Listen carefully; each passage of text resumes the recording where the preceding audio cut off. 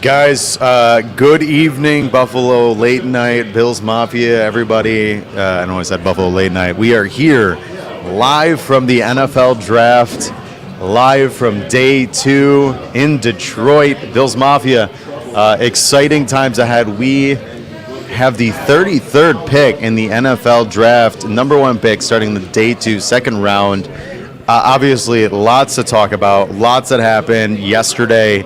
If you were with us earlier today, Joe and I were live talking about everything that happened and kind of how things transpired. So, we are really going to get into tonight, breaking down everything that we think leading up into that, 33rd pick and what could potentially happen. But, guys, I am joined, as usual, with this weekend, Mr. John Helmkamp, co-host with Dan Harms of the COVER1 Draft Weekly, and then Joe DeRosa, the COVER1 host of Under Review. Gentlemen, how's it going? How are you guys feeling heading into today? John, I'll let you lead because everyone heard me this morning. I'm good. I'm having a great time. It's been fun. I was apoplectic when we lost out on Xavier Worthy last night, storming around the fan draft experience, basically. I have since calmed down. Cooler heads have prevailed. I've taken a more pragmatic approach to how we're doing, and I think that it's going to be lovely. I think we're in for a good day today. I think that Brandon Beane is set up very, very nicely. Mm-hmm. We have this first pick. He's been getting a lot of calls about it if he wants to make a small move down, which I think is definitely within the range of possibilities here. Just further accrue maybe a 4th or something like that for a little move down. There's a lot of opportunities available. There's also a lot of players that are still on the board that we talked about as being options at 28, and they're still out there. So I think that we have a real good opportunity to basically get a player that we all would have been happy with at pick 28 while also adding more valuable assets to the next 2 days of the draft. So I'm feeling really good about it. I think that it's going to be a very impactful day. I think the accrual process is probably about over, maybe a little trade down here to start off pick 33 potentially. But other than that, I think it's Brandon Beane taking all those assets in and then going and making some fun stuff happen. So I'm excited to see what those fun moves are going to be, who we're going to be welcoming into Bills Mafia, into the family, and it's going to be good. It's going to be a really good day. Yeah, I think thinking about what I've said in previous episodes of my show on your shows, really, I've said that I think the Bills are very likely to take a Packers-like approach and really allocate a bunch of assets to receiver position, but also to the defense, having enough ammo to work with no matter what. For sure. I think that is still very much on the table, and I'm really encouraged. I mean, I said it before, and I won't get too deeply into it, but I know the fan base didn't like that we traded with Kansas City. It's basically playing with the devil, but if Xavier Worthy was their target, they would have taken him. They didn't. If they wanted Leggett, they would have taken him. They didn't. So it's very clear that Brandon Beane wanted to stack up. They got their 3rd-round pick back. Here you are sitting at pick 33 with an opportunity to even trade down again and still have an abundance of riches of second-round grades there for you to fill multiple positions of need. I am incredibly excited because I think that there is every sense of logic to every pick you could possibly make at this spot. If we're talking Cooper DeJean, I would understand it. If you're talking JPJ, I would understand it. If you're talking Johnny Newton, would make sense. And then obviously all the receivers that you have available. I think one thing I'll say is, apart from that, I fully expect Brandon Beane to do a lot of dealing, especially in these middle rounds, because I think he has a lot of value in this top 100, top 75, 50, whatever it is. And I think you're going to see a lot of action from the Buffalo Bills tonight, and the ammo is there to do so. So I think Bills fans should be excited. I'm excited, and I think pick 33, or if they decide to trade down, is going to be someone that we should embrace no matter what the position is, and someone that will definitely be an impact player. Yeah, and I mean, obviously we are hearing straight from media outlets, whether it's, purely just trying to get smoke to kind of rise to the top, but there was talks about Deebo Samuel and the Patriots and the Bills being potentially interested. We know about Brandon Ayuk and, Cortland Sutton, like we talked about earlier. T. Higgins has asked for a trade out of Cincinnati. Justin Jefferson's name has been kind of all over the place in terms of wanting potentially either a new deal or what. There's some hesitancy there. So I think the big thing is going to be what happens with the Bills in that 33rd pick, because you have to think one, we know that it's a pick that everybody wants. It's the number 1 pick in the second round. They are the most desirable spot because they have everything in front of them. A lot of teams have been calling. A lot of GMs are saying, "Hey, Brandon Beane, we'll give you this X, Y, and let us get up to where you're at." It just comes down to what do the Bills want at this point, and we know that they need a receiver. We know that. We know that without Stephon Diggs, without Gabriel Davis, you have to kind of backfill him. Joe and myself talked about it earlier. Whether it's the 4 potential trade targets or the guys that I thought, Troy Franklin, Ladd McConkey, what else did I say? Jalen Polk. Yep. Keon Coleman? No, not Keon Coleman. A.D. Mitchell? Did you say A.D. Mitchell? No, not A.D. Mitchell. It was, what was the other one? Ladd McConkey. Troy Franklin. Jalen Polk. Javon Baker. Yeah, Javon Baker. So I think those are 8 very optimal picks for the Buffalo Bills. It really just depends as to what their flavor is. But guys, what are your thoughts? Do you think that the Bills make a trade? Or do they stand pat? And what do you think is the option in that moment? I'm going to say no. I think they're going to pick at 33, but I think they are absolutely fielding offers. But you've done 2 trade backs at this point. Is a third really necessary? Sure, you might be able to stack up some more capital, maybe move back to 37 or 38, end up with, a mid-round pick. But I think at this point, unless your full plan is to just fortify more depth for next season, stay at 33. I don't think there's a need to have to fall back at this point, even if your board is widespread, unless the offer is truly lucrative enough where you couldn't say no, because you'd be a fool to if it's dropping back like 4 or 5 spots and say Washington is the team. I think that this team right now, they've done the 2 trade backs. They've established that they want to be in the second round because that's where they have the valuations on their players. And I think they're going to take someone. Who it will be, I know that I saw the Schefter tweet about Keon Coleman. That's certainly an option. I don't know if it'd be my favorite option, but there's spoiler alert, it would not be. It would not be my favorite option. I wouldn't hate it, but I'd justify it. But right. I think this team should stand pat at this point unless it's rich enough, and I think Beane's probably hearing it out. But given the fact that there hasn't been crazy amounts of my gut feeling is they stay there. So I'm going to say they stay at 33 and take the player they want to take, and we'll find out who that is. Yeah. My general thoughts are the same. I think that Beane knew that there were guys that he liked that were going to be available at the top of the third or top of the second, where he previously was looking at the board. He didn't have first round grades on the guys that were there, so he took the extra value to move down a little bit. But I think he's probably in range now where there's guys that he knows that he wants. He's having a lot of conversations, doing a lot of moving around and figuring out how the board's going to fall a little bit. If anything, what I see being a possibility is a trade up from 60 more than a trade down from 33. I think 33, you stick and pick there, and you try to get from 60 up into like the late 40s. Like that's something that I could see him trying to do and package some more of these kind of later picks. End the day with maybe about 7 picks total in the draft instead of 10. Like kind of put some of them together to move up and get more high value assets into the team, because there are still a slew of good wide receivers that are available. Yeah. There's still a slew of defensive players that are available. There's good interior offensive linemen that are still available. Edge, I think at this point you're almost kind of punting on if you don't go. It's just not a deep edge class. It's not.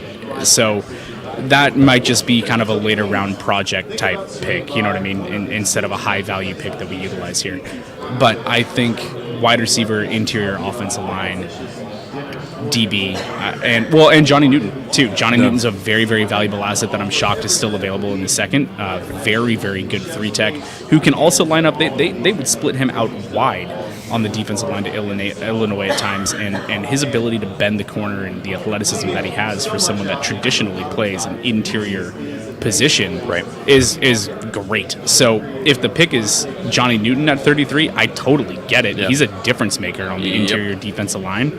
And then you get busy maybe with trading up to get the wide receiver that you want also.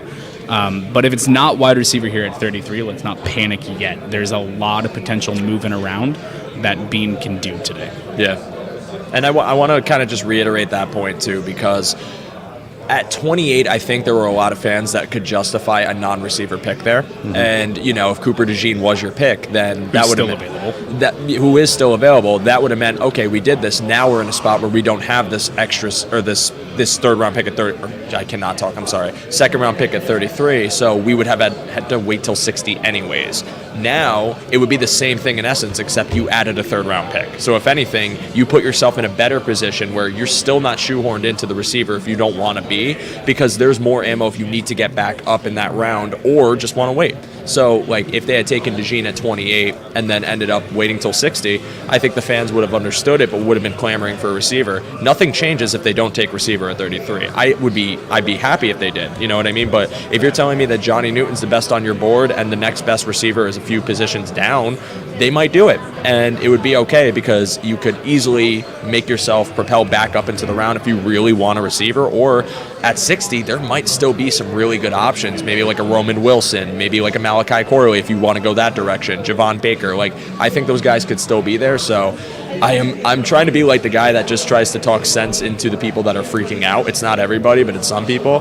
If they don't take receiver at 33, please do not. They're going to. Please do not jump out your window. Please do not jump in the river. I think they will too, but please do not freak out. There is a path, and there's a lot of options they could do to improve the team. So. Something that I want to bring up also, I know a lot of people are talking about trading down with Washington. I wouldn't be shocked if we trade up with their second pick, because they've got two back-to-back here. They have pick 36 and they have pick 40, and this is a team that is still kind of retooling and looking for volume, I think. Carolina as well.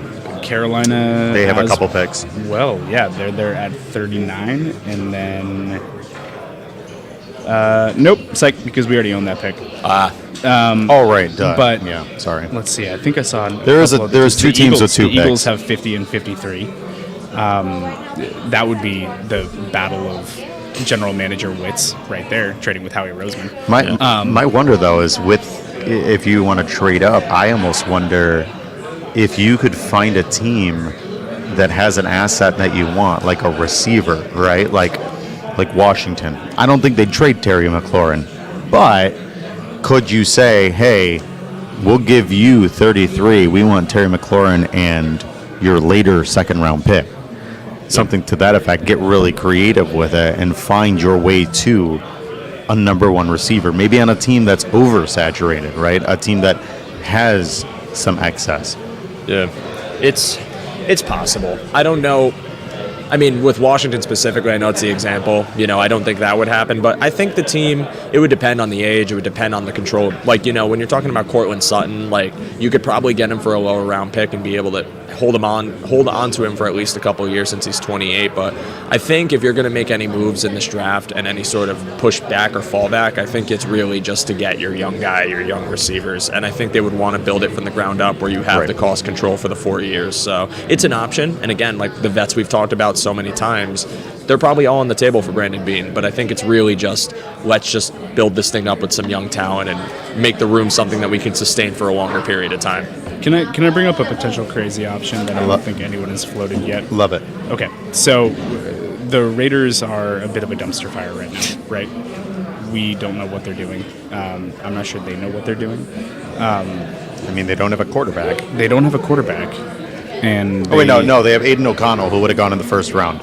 Okay, so what you're saying is they don't have a quarterback. Yeah, whatever that is. They don't have a quarterback. They got rid of Josh Jacobs. They drafted another tight end when they already had one that they drafted last year. Is there any chance that they move on from Devontae Adams? How old's Devontae? Isn't he 30? 31. And his cap hit is big. The same. Well, hasn't it gone down since they signed him to the new He's deal? 31, and he will be 32 in December. Okay. Yeah. So it's a veteran acquisition. Yeah, I'm not entirely sure. And if you look, his contract right now is fairly lucrative. In fact, it balloons out. It's $25.3 million this year. Okay. Yeah, I'm good on that. And then the next 2 years are 44 consecutive. Oh yeah. Okay. Nope. Psych. Just kidding. Thank you. I was floating an idea off the top of my head without research on that. Float that back down the river. Yeah, we're gonna send that right back down the river. Bury it down low. Not interested in that. No, thank you. But no, I will say this: there are options in terms of potential acquisitions. And I do wonder. That was not a beer, by the way. That was a Pepsi. No, I wish it was. Hold it up to the screen, buddy. Yes. This episode brought to you in part by Bubbly. Brought to you, not a sponsor. in part by a bunch of random beverages. This is my 10th one in the last 2 days. Correct. He's going for 10 just today alone. I have had more soda in the past 2 days than I think of drunk in the past like 6 months. Drink. I feel like I'm going to have like cavities this weekend. Probably. Yeah, it's ridiculous. And what's worse is that I was so tired last night. I was tired, but I was also like markedly more awake than I've ever been, ever. Okay, so moving on because nobody cares to hear anything about what I'm talking about. Let's have a Keon Coleman conversation because it's Okay. the rumor that's floating. Yeah. It's hot buzz right now in these streets. Is that a thing that's actually happening, or is this a smokescreen coming from the Bills front office? I don't know. I think that when it comes to Keon Coleman, I think the idea behind him makes sense in a vacuum. Like, you're getting rid of Gabe Davis, so you're getting a guy that's Gabe Davis, but supremely athletic. I mean, athletic profile off the charts, hands that are great, jump ball, I mean, like an Olympian style. Yeah. Some of the catches he's made are, I mean, some of the best in college for the past couple of years. And it's a good idea. But the problem is, and I've mentioned this to you guys, if you go back and look historically, receivers that were, and now mind you, that offense in Florida, that's what they asked of him. But historically, receivers that have just been contested catch receivers are not good in the NFL. They don't translate well. They are not guys that prototypically become prolific in the next level because, you know, and Brandon Bean said this, you kind of have to be well-rounded, right? Like, you can't just be good at one thing. Very similarly, and I think this probably lent itself, and I said this about speed, and ironically enough, it kind of came true with Xavier Worthy.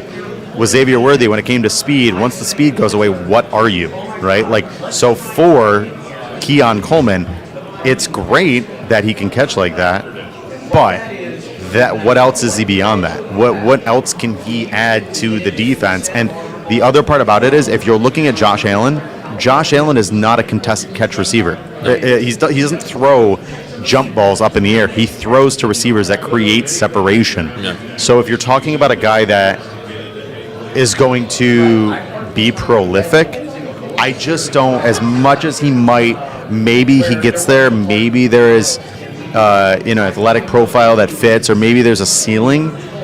I just don't know for a Bills team that is whether you want to hear it or not, they're always a Super Bowl contender with Josh Allen. I get you're going to get chirped. We're going to get chirped because, you can't make it past the Chiefs. I mean, nobody can. The Chiefs, they're that damn good. Patrick Mahomes is a future Hall of Famer and probably the best quarterback ever. But they're a Super Bowl contender, and if you're going to do that and bring in a wide receiver, I think to a degree Keon Coleman is a tad bit of a project.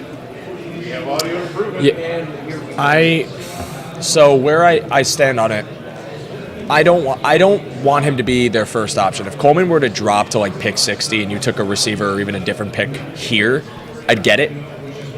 I think my problem with Coleman is, again, what you said, Thomas, and how I think the Bills are typically constructing their wide receiver room, and what you've seen them draft in the past and how they've constructed the room in the past. They have gone for those separators. Beyond just Stephon Diggs, you can look at some of their free agency acquisitions. Even Deontay Hardy, in principle, was supposed to be a separator guy. Right. You talk about Emmanuel Sanders, Cole Beasley, John Brown. They had different paths to the same route, which was getting separation in one way or another.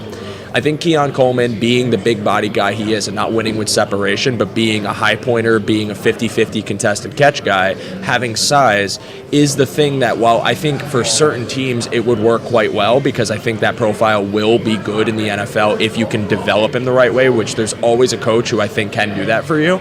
I just don't think it's the one you want for Buffalo. If they did it, I'd understand, because that would mean they're very much banking on his traits, like you said to me earlier, John. Yeah. Because he is a 6'3" receiver, over 200 pounds. And I think to play the flip coin, the flip side of it, I said that horribly. The flip coin. The flip coin. To play flip cup. I think with Keon Coleman, one thing that we do have to remember is there are certain aspects of his game that I think can translate well into the Bills' offense. I think when you talk about his ability going across the field, there is a level of talent there where I have seen flashes of recognition of leverage where he can kind of read a DB, be able to give himself enough cushion to do well on like slants or any sort of hitch that breaks into the middle of the field. Another thing I really like about Keon Coleman, however, is the fact that even despite the contested catch ability, he really can make those plays. I mean, when a ball is a 50-50 ball headed to him, whether that's going down the field or short distance or 20 yards, whatever it may be, he's getting that ball and he attacks it. He has a very aggressive nature in his game there.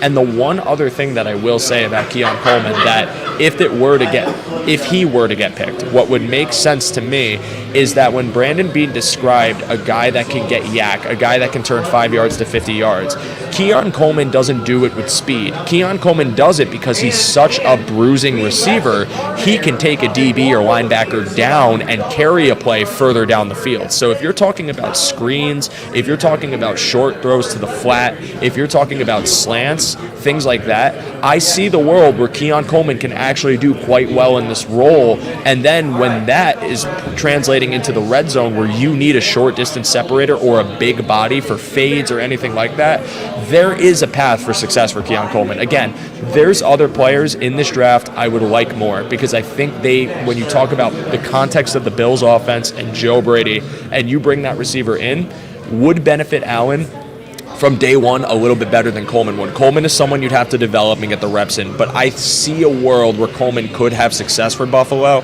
and if that's who they decide to go with at 33, 37, whatever, I can see a world where it makes sense. I'll support it. It won't be my favorite, but the vision's there, and it could work. I think to kind of piggyback off what you were saying a little bit, the path to success for Keon Coleman to me feels narrower than it does for other wide receivers. Yep. It's not to say that it can't happen, but if I'm taking a wide receiver here at pick 33, I want a wide receiver that's going to be able to contribute in a number of ways. I like wide receivers that can separate. I like wide receivers that can get open. That's what I like. That have nuance, that have footwork, that have different, to use them at a golf metaphor, more clubs in their bag than what Keon Coleman can do. Now, Keon Coleman, though, what he does do, he does incredibly well. His contested catch ability is awesome. He has one of the most alpha mentalities when the ball's in the air of anyone in this draft class, like top to bottom, where when it's in the air, it's like, hey, it's my ball. And he's strong at the catch point, and he will leap like crazy, and he'll rip it out of the hands of defenders if he has to. That's great. But the other side of it, like you were saying, Josh Allen doesn't throw those 50-50 balls a lot. He throws to spots where wide receivers are supposed to be able to work and get to. Yep. Which is why having a wide receiver that has timing in their routes and like accuracy in their routes, that they're going to be where they're supposed to be when they're supposed to be there, I think is really important for a Bills wide receiver. So because of that, there's a number of wide receivers that I would rather have over Keon Coleman. And I don't see Coleman being a Brandon Beane guy. And we could be proven wrong in less than an hour. They're going to go on. Here's what's going to happen. Goodell's going to come out. He's going to already be a little bit sauced. We're not going to get this thing kicked off until probably 7:10 or 7:15, and then we'll be on the clock and we'll be making our selection at Welcome to Detroit. 7:24. It'll be 1 hour exactly from now that the pick is announced. The band also has to play 6 versions of Journey. No, they won't do that until 11 p.m. Oh, sorry. And then the house band will be going. Quick context before you continue. We went down to the stage yesterday. Yes. That Painful. Band performed "Don't Stop Believin'" and played the outro verse 6 times. 6 times. It does not go that long. They're really good. They were very good. They're a good house band. Immensely talented musicians. It is nothing personal. But when you want to see the pick and then find out the Bills trade down, but prefacing that trade down that you don't know about is 7 or 6 different outro verses of "Don't Stop Believin'." I am not a Journey fan, by the way, so that's already painful enough for me. Right. I was just like, dude, I am losing my mind. Yeah, it was really painful. We were going nuts. But again, we'll find out in about an hour with what the pick's going to be. There's like 4 or 5 wide receivers that I would probably rather have them take than Keon Coleman. I'd rather take Malachi Corley before Keon Coleman if we're being straight up. But Sweet. Same. Big so Corley guy. Here's what I'm. First off, Aaron Butler in the chat, who is, I'm assuming, either just a troll or a Ravens fan. Nobody Ravens? under God's green earth outside of people within Baltimore are taking Lamar Jackson over Josh Allen. Oh, yeah, and to bring up the win stat, wins are not a quarterback stat. Yeah, we're still doing that in the year of our Lord 2024. Yeah, so that is a thing. And aside from that, yes, you know what? Josh Allen does have a lot of turnovers. You know what else he has? He has the most touchdowns over any quarterback in the past 4 years. So you can use both sides of that metric to however you choose, and whatever floats your boat is fine. But under no circumstances, Lamar Jackson a better quarterback than Josh Allen. Not a better thrower, and quite frankly, in some circumstances, not a better runner either. And if you're really going to get down to it, Lamar Jackson is absolutely putrid come times playoffs. And you know what? Josh Allen has lost in the playoffs, but he lost to the same guy every time. Can I say this? Because I see Aaron is trying to get a rise out of us, and I will say this. I'm very tired of comparing quarterbacks. I'm so tired of it. Right. I'm so tired of the negativity that surrounds talking about quarterbacks and assessing them compared to one another. I freaking love Patrick Mahomes. Right. I freaking love Lamar Jackson. Same. I freaking love Jalen Hurts. I love talent. I love watching people that elevate the game and play the position well. Can't we just enjoy it? Do we really need to come into chats and start saying Lamar's better, which objectively, I'm sorry, I disagree with. I think Allen has had, as far as statistics, as far as just play, has been the superior quarterback. But I adore Lamar Jackson. I think he's a great dude and a great athlete and a great quarterback. Do we have to do this? Like, what is the point? And I even say this for Bills fans talking about Tua. Can we just appreciate good quarterback play and stop this hating mentality where we try to look at every single athlete and tear them down like everyone's been doing with Caleb Williams? I'm sick and tired of it, man. People just appreciate the talent. Appreciate the fact that we have the most fun AFC I think we've ever had in history with quarterbacks. Correct. I'm sad Drake May went to the Pats. I am not a Patriot fan. I'm a Bills fan. We have a natural beef. However, like, Drake May is an awesome prospect, and it's exciting, and he's going to be fun. And I just want to appreciate and not go into chats or just try to tear other quarterbacks down just because mine is a different player. So Lamar it's is awesome. 627 on day 2 of the NFL drafts. So speaking of which, and let's just move on because quite frankly, we're not. This is nothing any good. But let's talk about another name that seems to be just circling the Bills. A name that has kind of been synonymous in mock drafts with the Bills for quite a few months, and that's Adonai Mitchell, AD Mitchell. Yeah. You know, a big talking point. And we know this happens every year. You know, you had Laramie Tunsil with the gas mask. They do whatever they can to try to absolutely tank somebody's stock. And with AD Mitchell, it was not giving a lot of effort or his perfect timing that the week of the draft, he now all of a sudden his diabetes is an issue. So, you know, Adonai Mitchell is a very intriguing prospect because purely just on athleticism, on talent, he should be a top 5 receiver in this draft, Adonai Mitchell. I mean, he is unbelievably talented, got great speed. I mean, athletic profile is through the roof, really good hands, can really run any route in the route tree, good size. He would literally be Josh Allen's ex. He would be the number 1 receiver in the Buffalo Bills. What made them break up? Sorry, bad joke. Dun, dun. All right. Okay. So you really threw me off the tracks. Yeah, that was a hard wrench into the spokes. Yeah, on that one. So I mean, what are your guys' thoughts on Adonai Mitchell? I know, we talked earlier, and it's kind of been, I hate to say it, but when you say Adonai Mitchell's name, it's like, you kind of clench a little bit because the fear factor of we know we got rid of Stephon Diggs and all that came with him, and potentially bringing in another receiver that maybe comes with some type of baggage. It's just there's a innate fear that comes with it. So, I mean, what are your guys' thoughts? Is this something that you could, do you think the Bills have an insulated leadership team and coaching staff and medical staff to be able to bring in a guy like Adonai Mitchell? Here's the thing. I would rather have AD Mitchell than Keon Coleman. Yeah. Hands down. Agreed. I think what we're talking about, the the amount of ways that a wide receiver can succeed at the next level and the different things that person can bring, A.D. Mitchell brings a lot more than Keon Coleman. He's a much better route runner. He has a better athletic profile. There's definitely some questions in his game, like there's questions in Coleman's game. One of my biggest things that I didn't like when watching the film on A.D. Mitchell is that he got bullied at the catch point a little bit. He didn't drop passes, but you would see passes get broken up. You'd see defenders play through his hands quite a bit, and that was something that I didn't necessarily love. Now, however, he's one of the rare players, no matter what the position is, that showed up to the combine weighing more than he was listed at. That never happens. He was bigger than he was listed at. So I wonder if he did intentionally bulk. If he was playing last year around 190, 195, and he decided that he needs to get stronger, so he bulked up to around 205. Well, I like that then. So if he's actually a over 200-pound wide receiver that ran in the 4.3s and jumped out of the building, suddenly it's like, oh, okay, maybe he saw one of the weaknesses in his game and he's doing things to work on that. Part of it, I think, is effort, too, because he doesn't attack the catch point. He doesn't come back through the ball, stuff like that.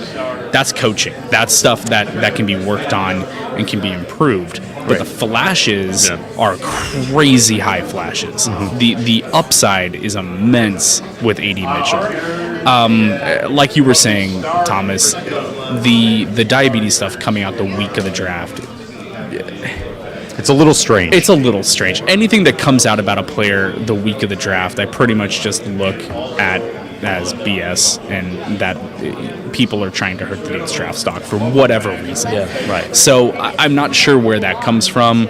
I did a pretty long tweet about it a week ago, though, because my daughter is a type 1 diabetic, so I have some experience with what it means to manage the glucose and how it can potentially impact, mood and focus and all kinds of stuff. But I have to think that that's not much of a concern. Now, if anything, I think that it's a positive if you can attribute some of the stuff that we've heard about him to his diabetes care, because then it's manageable. Then it's not just personality stuff. It's not arrogance. It's not, you know what I mean? It's not that. And I'm like, oh, okay. If he needs a little bit of help getting his diabetes management under control and fine-tuning it and dialing it in with some of the best doctors in the country, cool.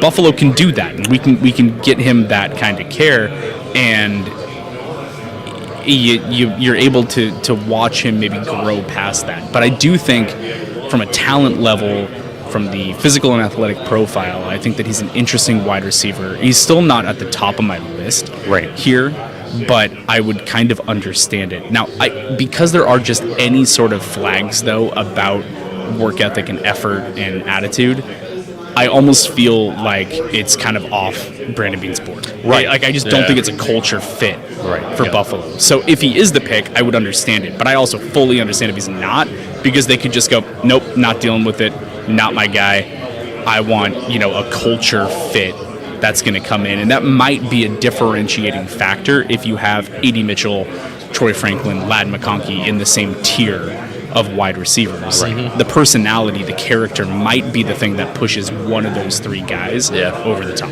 That's a great point. And I think I agree pretty much with all of that, because I think when you're talking about, if you, again, and like we said before, if you really care about traits and think the traits are worth it, he'd be a home run pick. Because if you're banking on the fact that he's going to reach his ceiling, which is very high because of his size, because of the speed, because of the fact that he has that ability to go up, go wide, whatever it is, then he's a guy that can do that, because we have seen that on display, whether it's his deep ball tracking, his ability to get that step, that stack, or if you're talking about how you can use him across the field. Those are all traits that I think A.D. Mitchell does provide you, and you just ask yourself, is character a question? Is the lack of effort a question? Is that something that you feel like if you get him with Adam Henry in Buffalo and you talk about, hey, we got to stop doing this and I need you to sell it a little bit more, because when we're running certain plays or certain looks, we need you to be convincing since you're going to be a focal piece of our offense? Or is it a matter of really there is no concern, but that just when it's your time to go, it's your time to go? And if we think his ability is so good that he can take the plays off because we know what he'll be when the play is on or directed to him, then fine. But I think your point about really just an excellent one about where he stands compared on their board to guys like McConkey, to guys like Troy Franklin, to guys like Javon Baker, as far as does that character take him down compared to them, because are these guys going to take plays off? But then it's also risk versus reward. If A.D. Mitchell is a really good blocker, but McConkey isn't, then can you just hope that, he'll give you that ability to block well? And, in addition to what he does as a receiver, that it's something that's really not that big of a deal? Or is it too glaring and we're just going to go elsewhere? So, yeah. Here's a question along that vein. With everything that just happened with Stephon Diggs, are they just completely averse to any sort of like drama? Right. Are they just drama averse right now because of Stephon Diggs, or they're looking at it and going, we just got done with dealing with basically weekly media circus surrounding Stephon Diggs for multiple years. And not to say it was all bad. I'm not besmirching Stephon Diggs here. But there's definitely stuff about his time in Buffalo that isn't exactly glowing, and him being like... Well, Tim Graham himself even said he wore them out. Yeah. So are they just at this point looking at that and going... Yeah, I'd rather just have Ladd McConkey, who's an awesome dude and teammate and hard worker, and also a very good wide receiver who's not a slot, by the way, and also ran in the 4.3s. Are they just looking at the whole thing and going, we're not taking that gamble, we're not taking that risk right now? And it might not be a big deal in their mind too. They might be sitting here saying, it's overblown, we're not really concerned about it. I think really what you're going to get is the answer of, if we take A.D. Mitchell, they are so bent on those traits that they want to make it work. And it could. I really do think that A.D. Mitchell, just in essence of his size and speed, are something that the Bills wide receiver room would very much benefit from at all levels of the field, including the red zone. So the Stephon Diggs point is quite relevant, but I also think Stephon Diggs is a 31-year-old receiver that's been in the league for a decade, and the problems wouldn't necessarily be the same thing. If you're talking about a young kid that comes into the league and you're like, well, he's just a young kid, like he's getting drafted by us, he's with us for at least the next couple of years, then it might be a thing where they just feel they'll be able to kind of, if it's a growing up thing, if it's even a big concern, or if they're really not thinking anything of it, because at the same time, a lot of the concerns with Steph Diggs existed when he was in Minnesota, and they still made the trade for him and had him for 4 years.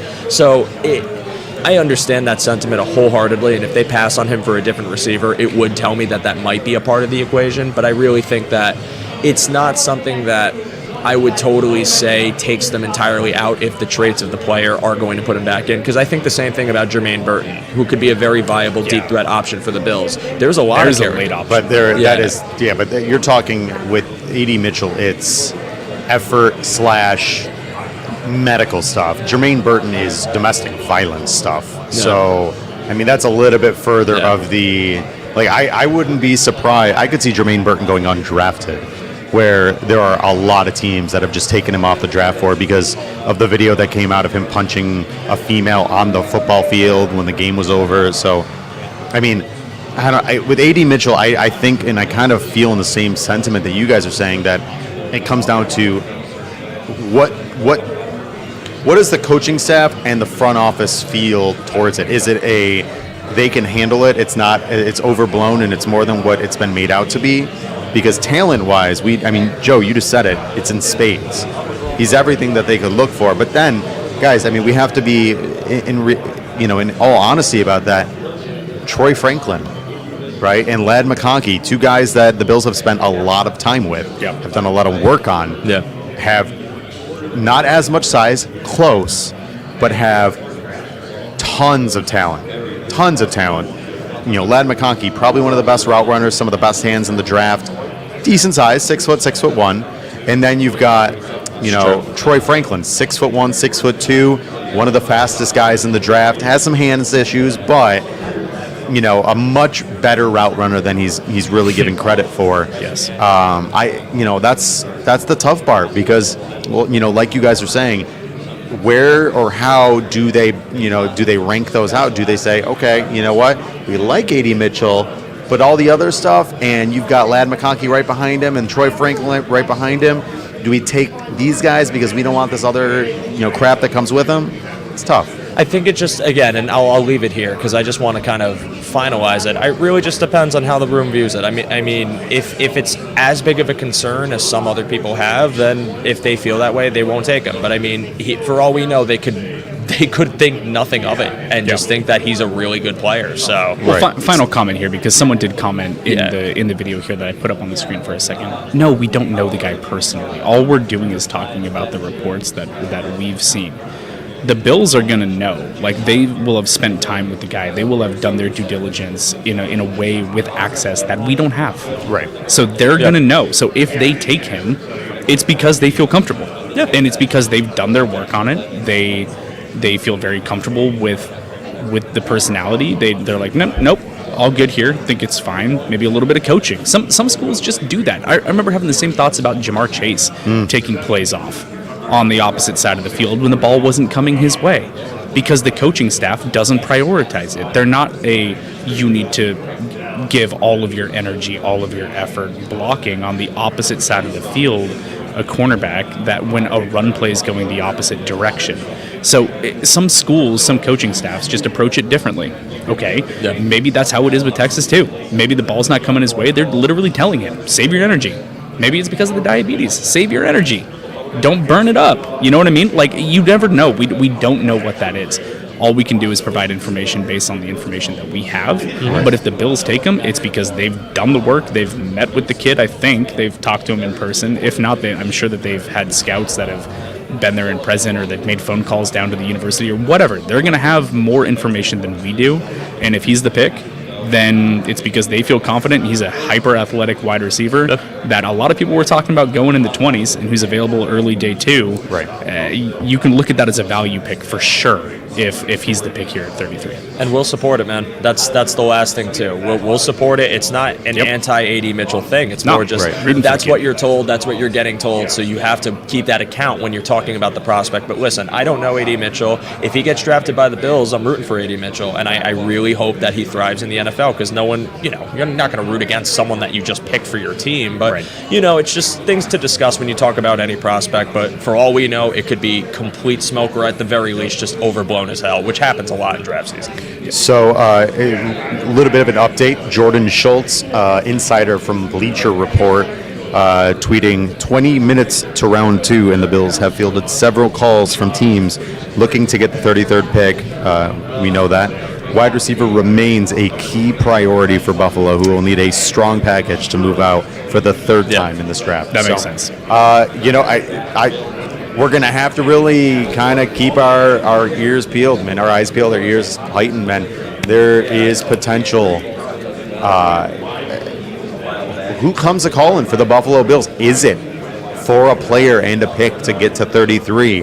Is there a receiver? Is Cincinnati trying to get up the draft board? Is San Francisco trying to get up the draft board? I mean, there are a lot of teams with needs right now and some good quality. Cooper DeJean is still on the draft board. Johnny Newton's still on the draft board. Johnson. Exactly. Lots of big names on the draft board. And, if the Bills get a guy worth their time, and I am sure, a lot of people have asked, can we trade for a wide receiver? Yes, but they have to have the cap room to be able, when you trade for a receiver that is currently under contract, you are taking on the contract as is. After that, you can restructure, you can do whatever you want once you have them on your roster.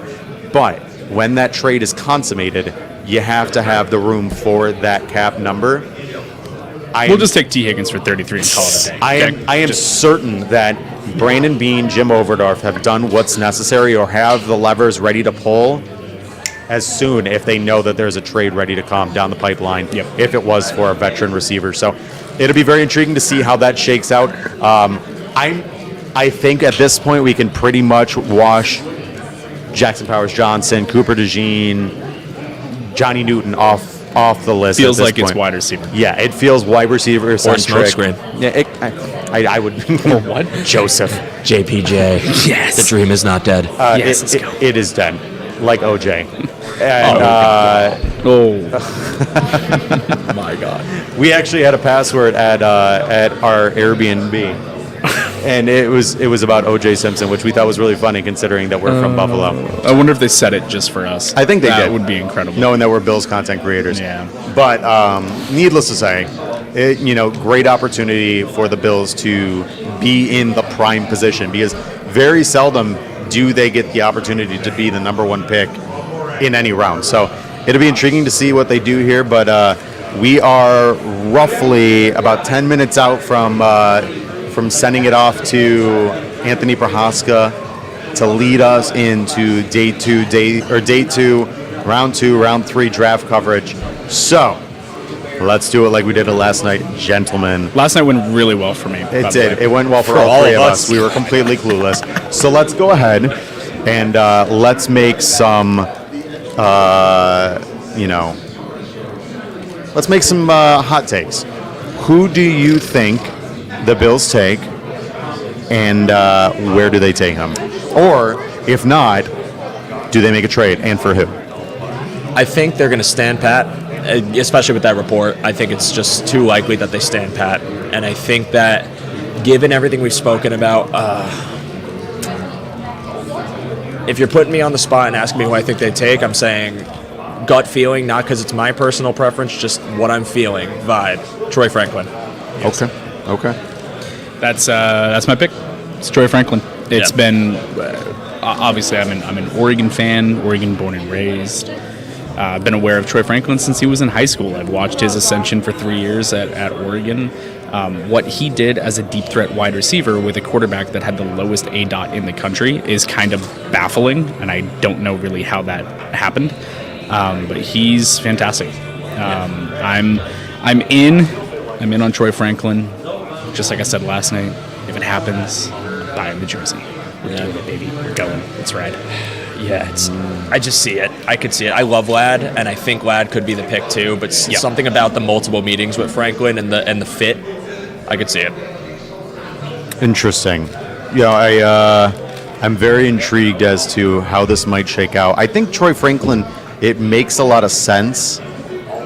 The other name I think Adonai Mitchell. If they think if it all checks off, I feel like Adonai Mitchell is he's so supremely talented.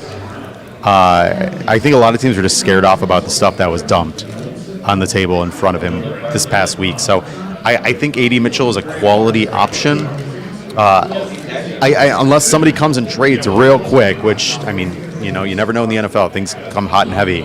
So, but I do think there's potential there. I do wonder, would they trade back a couple spots, thinking that maybe they can get a little bit more?